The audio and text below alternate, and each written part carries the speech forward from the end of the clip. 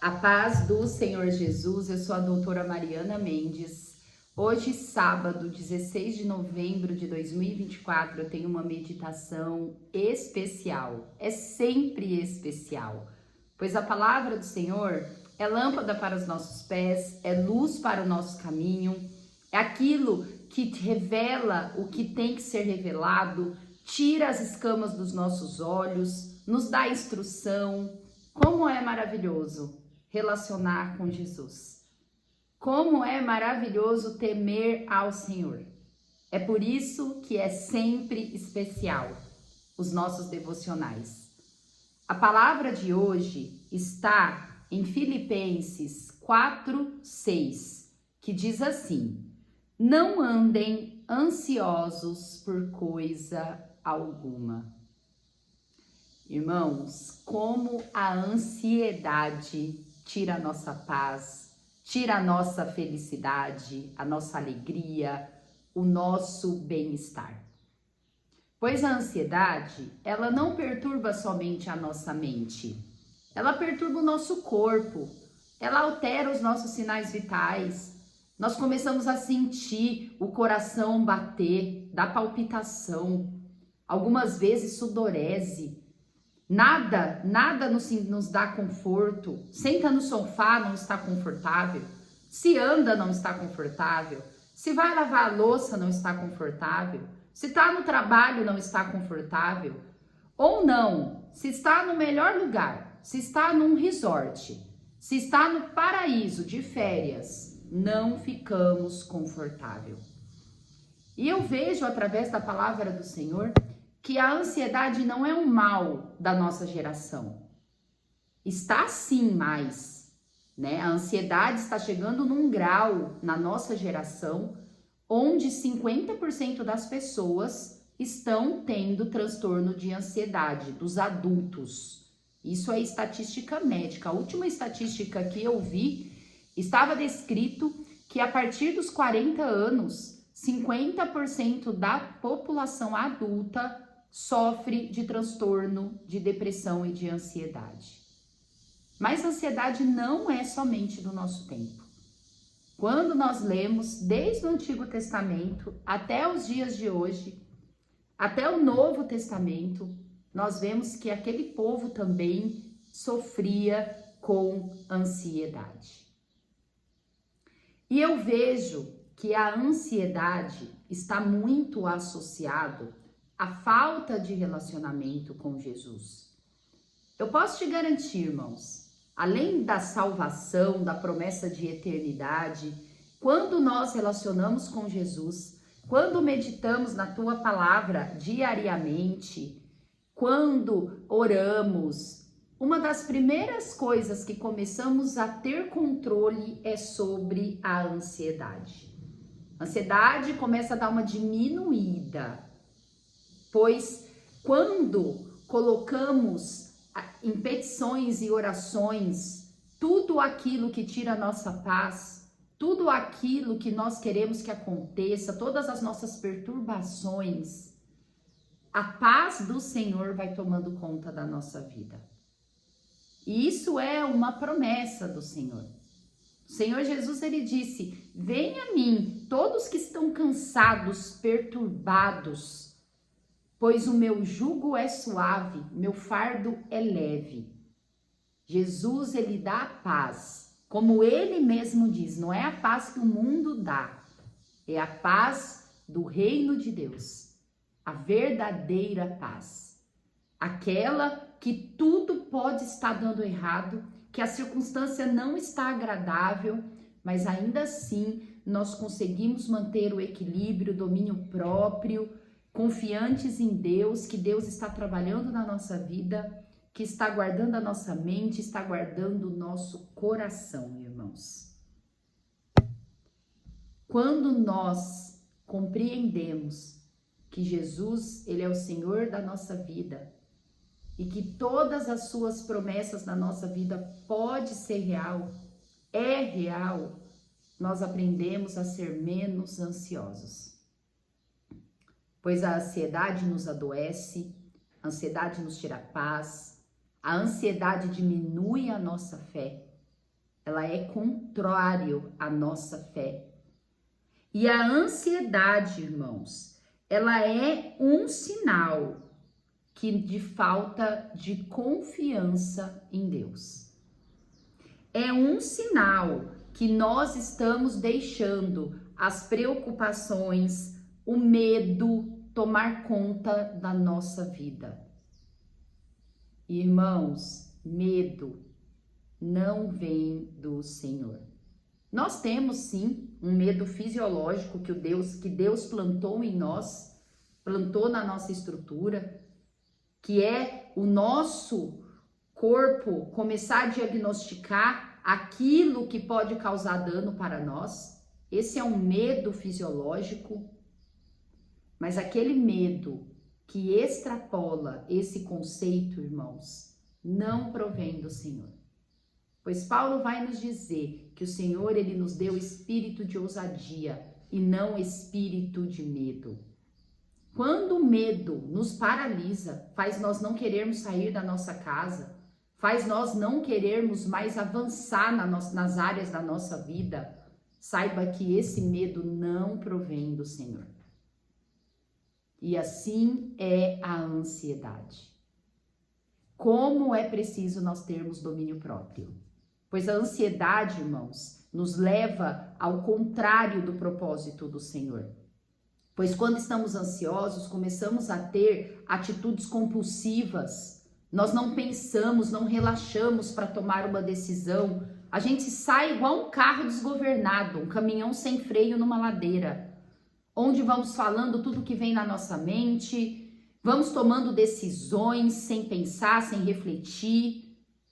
A ansiedade, irmãos, é uma postura contrária do Senhor.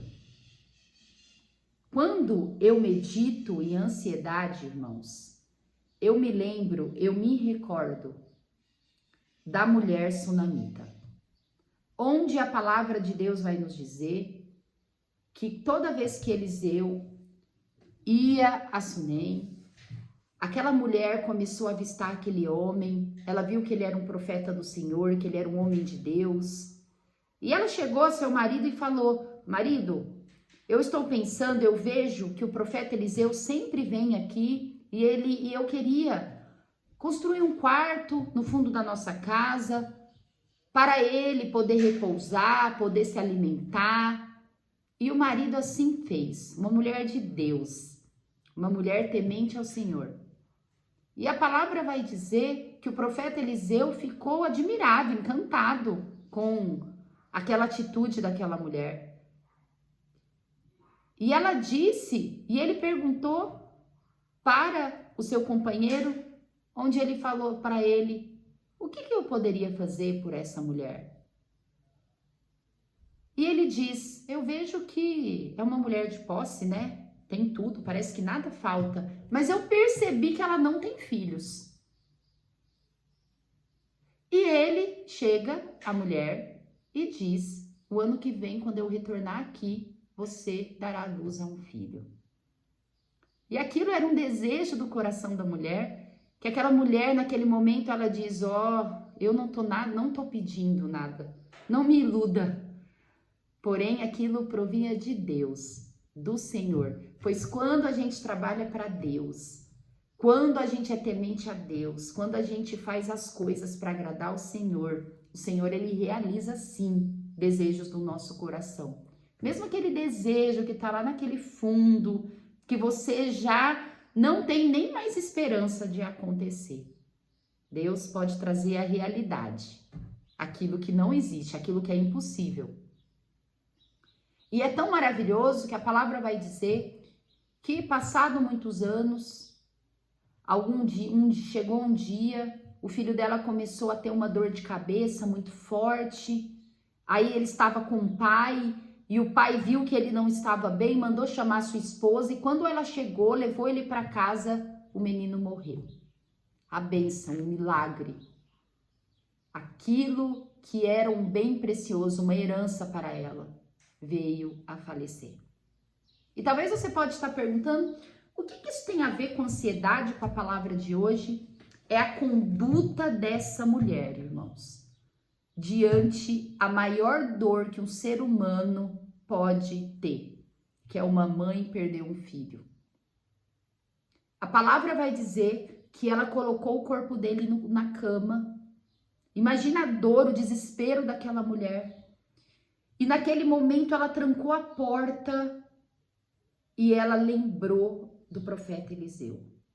E ela não aceitou que aquela herança, que aquela bênção, que aquilo que ela nem pediu para Deus, que Deus deu aquele presente para ela não ia admitir perder. E ela, na maior calma, na maior domínio próprio, ele trancou a porta, ela chegou no empregado dela, no servo, e falou: arrume, não sei, o cavalo e me leve, eu vou até onde está o profeta Eliseu. E a palavra vai dizer que a todo momento perguntava para ela: está tudo bem? Ela falou: sim, tudo vai bem. Irmãos, que domínio próprio. Imagine se ela fosse tomada por ansiedade naquele momento. Ela já tinha declarado a morte do filho, já teria se desesperado o marido, todos ao redor, e poderia pôr tudo a perder. Mas naquele momento eu vejo uma mulher equilibrada, que não é entregue à ansiedade.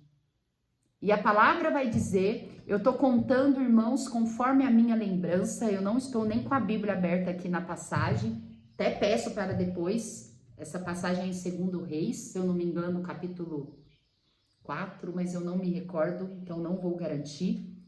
Mas hoje nós temos a ferramenta do Google, coloque no Google que já aparece, e vocês refletem nessa passagem. E na minha lembrança, a mulher vai até onde Eliseu estava. Eliseu avista aquela mulher e já fala para o seu companheiro: olhe, a mulher sunamita está vindo. Vai lá e pergunta o que está acontecendo. Que era Geazi. Aí Geazi foi até encontro a mulher e perguntou para ela: e aí, tudo bem? O que está acontecendo? Ela responde: tudo vai bem, quero falar com o profeta. Será, irmãos, que no momento de desespero, de ansiedade, nós somos capazes de agir como essa mulher? Isso é o domínio próprio, irmãos, é algo de Deus, é a paz de Deus. O reino de Deus fazia parte na vida daquela mulher. Ela via a paz. E naquele momento, ela chega ao profeta e leva o profeta, pois ela diz: enquanto o profeta não ir comigo, eu não vou, pois o profeta quis não ir e direcionar o que ela deveria fazer. Mas naquele momento ela falou: não, que o profeta, eu só saio se o profeta for comigo. E a palavra vai dizer que o maior milagre, o milagre da ressuscitação, mas maior milagre que esse, irmãos, é impossível. O filho dela foi ressuscitado por Deus. O profeta Eliseu foi à casa dela e num ato de fé, Deus ressuscitou o menino. É por isso, irmãos, e por essas coisas que eu tenho certeza que a ansiedade, ela não provém do Senhor. Ela não vem do Senhor. É por isso que nós temos que entregar todas as nossas petições, todo aquilo que nos deixa ansioso, todas as nossas preocupações nos pés do Senhor, como Paulo diz nesse versículo. Pois esse versículo, irmãos, ele termina assim: não andem ansiosos por coisa alguma. Antes, coloque em petição, em oração, nos pés de Jesus, todas as suas preocupações. E a paz de Deus, que transcende todo o entendimento, guardará a mente e o coração de vocês. Glória a Deus. Não ande ansioso, irmãos. Muitas vezes o mundo quer nos mostrar que ser ansioso é normal, tá na moda, é do nosso tempo, é o mal do século. É o mal do século. Mas nós, que cremos no Senhor, temos que colocar as nossas ansiedades nos pés do Senhor, para Ele guardar o nosso coração, a nossa mente e dar a sua paz. A meditação diz: quando nos entregamos sem reservas, vivemos o profundo com Deus. Os milagres, irmãos, é quando nós entregamos toda a nossa ansiedade, toda a nossa preocupação com o Senhor. Vide a mulher sunamita. Ela somente viveu esse maior milagre, a ressurreição do filho dela, porque ela não foi ansiosa. Ela guardou sua preocupação em Deus e ela entregou para Deus. E o milagre aconteceu na vida dela. Glória a Deus por essa palavra. Quero compartilhar também Gênesis 19, ainda sobre a vida de Abraão. A palavra vai dizer em Gênesis 19 sobre a destruição de Sodoma e Gomorra, a nação mais desonrosa da época de Abraão. Não muito diferente do que está acontecendo hoje, onde as pessoas, irmãos, os habitantes daquela cidade, eles praticavam tudo o que era mal aos olhos do Senhor, perversos. Lá reinava a prostituição, a promiscuidade, o homossexualismo.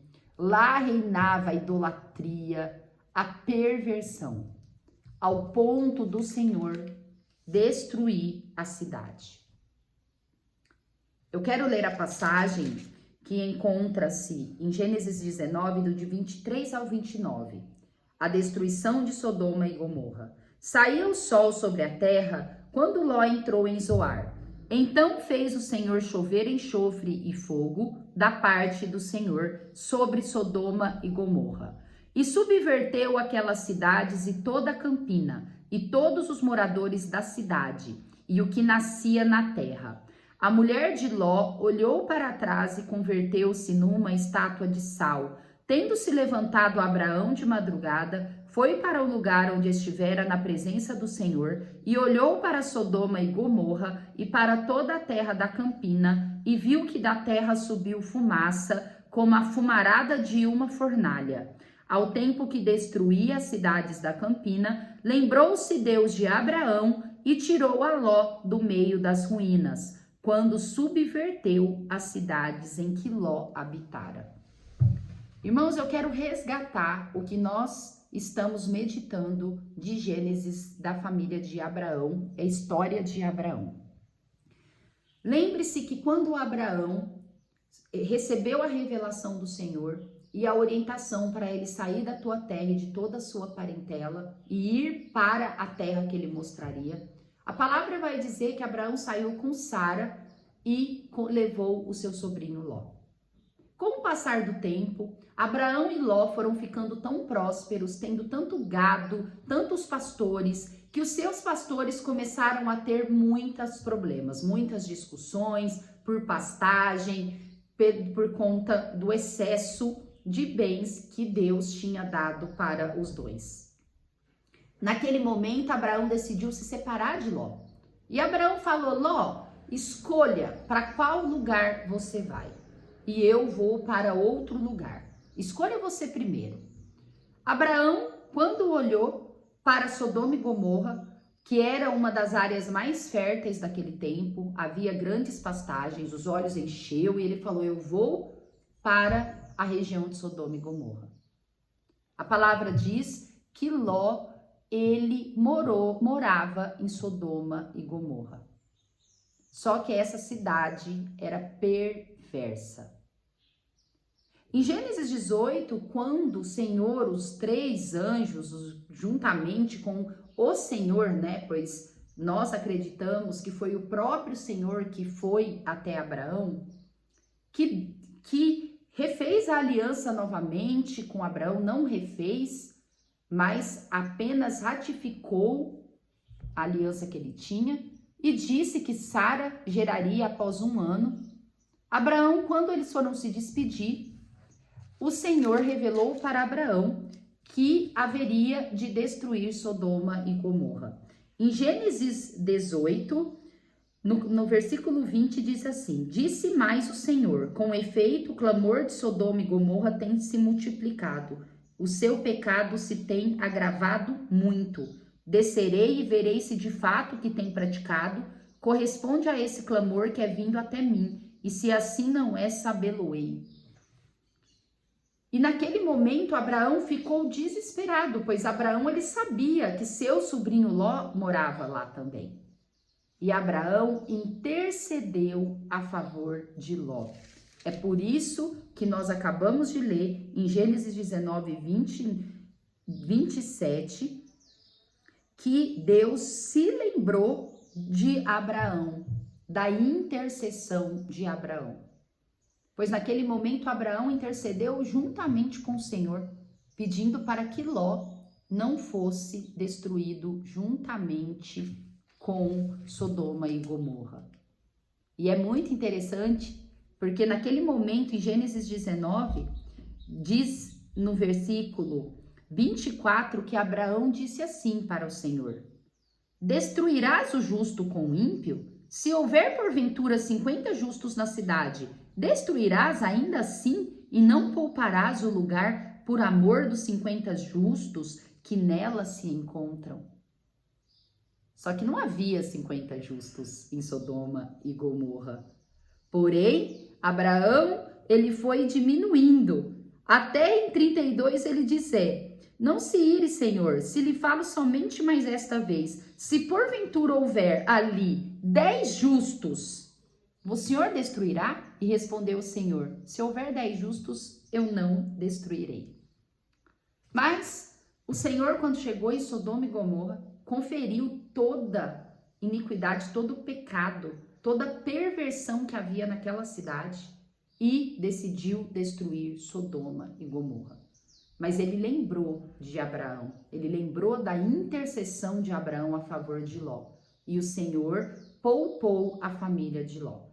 E essa passagem que lemos diz que foi destruído por fogo e naquele momento saiu a família de Ló correndo, só que a mulher de Ló olhou para trás, pois era apegada na vida que Sodoma e Gomorra proporcionava para ela. E ela virou uma estátua de sal, mas preservou Ló, sua e suas 2 filhas.